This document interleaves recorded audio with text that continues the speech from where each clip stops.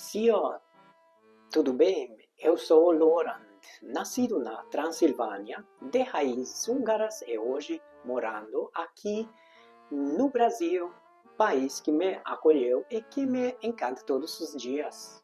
Mas hoje a gente não vai falar só de imigração, e sim de algo mais profundo, das ligações entre a família imperial brasileira e o Império Austro-Húngaro.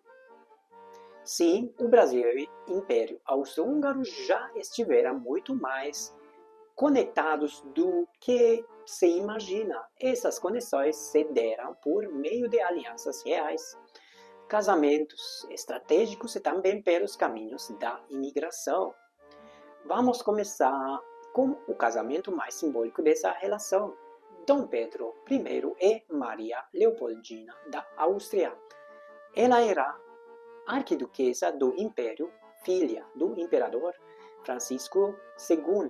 Essa união não foi apenas uma estratégia diplomática, foi também o início de uma aproximação cultural e política entre os dois mundos. Maria Leopoldina foi muito mais que uma consorte. Ela participou ativamente da independência do Brasil e deixou uma marca forte na cultura brasileira. Uma mulher inteligente, apaixonada por ciências, que trouxe com ela não apenas livros e conhecimento, mas também respeito internacional ao Brasil recém-independente. Foi também com ela que vieram nobres, cientistas e famílias da Europa Central. Entre elas, algumas que deixaram herança até os dias de hoje. Duas dessas famílias que vale mencionar são a família Szombathely e a família Colomboroi.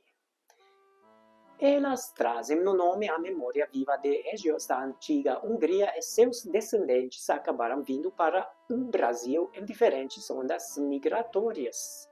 Muitas dessas pessoas chegaram como profissionais qualificados, médicos, professores ou militares aposentados que viam no Brasil uma nova chance de vida, uma vida longe dos conflitos e das tensões da Europa. A presença dessas famílias, inclusive nas regiões sul e sudeste do Brasil, mostra como esses vínculos foram muito além da corte. Eles chegaram nas pequenas comunidades, nos sobrenomes, nos hábitos e até nas comidas. Voltando à realeza, o filho de Leopoldina, Dom Pedro II, também manteve boas relações com a Europa Central. Ele era um homem culto, falava várias línguas e trocava correspondências com ninguém menos que Francisco José I, o lendário imperador do Império Austro-Húngaro. Os dois tinham uma admiração mútua e, mesmo após a queda do Império Brasileiro, as famílias imperiais mantiveram respeito e vínculos culturais.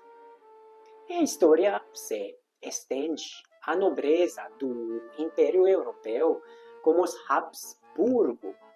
Tinha influência direta no modo de viver de muitas famílias do Brasil imperial. Inclusive, há relatos de trocas de presentes, visitas diplomáticas e acordos discretos entre as cortes. Com o tempo, esses laços formais foram se desfazendo, mas os traços culturais e familiares ficaram. E você pode não perceber, mas talvez já tenha cruzado com um descendente dos Szombathely, dos Colomboroi, o mesmo de outras famílias com raízes austro-húngaras e sobrenomes que terminam em y, s, vari. E quer saber de uma coisa? A língua húngara, uma das heranças mais fortes desse povo, ainda é pouco falada por aqui, mas tem despertado cada vez mais curiosidades. Por isso, se você ficou interessado, se quer aprender húngaro de forma leve e prática, mesmo começando do zero, eu te convido a conhecer o meu curso online húngaro do zero. Está com um preço super acessível e com ele vai aprender desde frases básicas até estruturas que te ajudam a realmente se virar na Hungria. O link está aqui na descrição.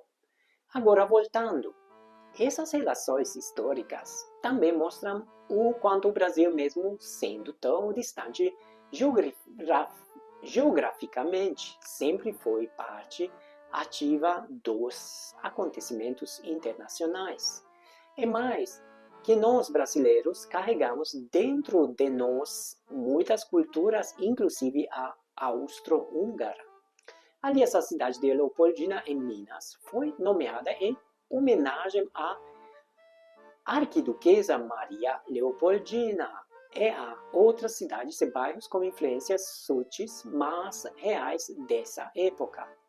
Quando eu olho para minha própria trajetória, nascido na Transilvânia, descendente húngaro, morando hoje no Brasil, eu vejo que essa ponte cultural entre os dois países continua viva.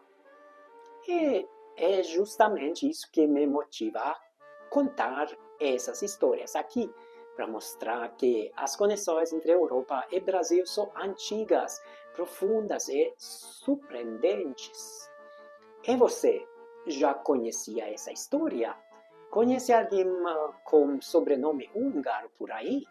Conta aqui nos comentários e se gostou do vídeo, deixa o seu like, se inscreve no canal e compartilha com quem gosta de história, monarquia ou curiosidades culturais. Nos vemos no próximo vídeo.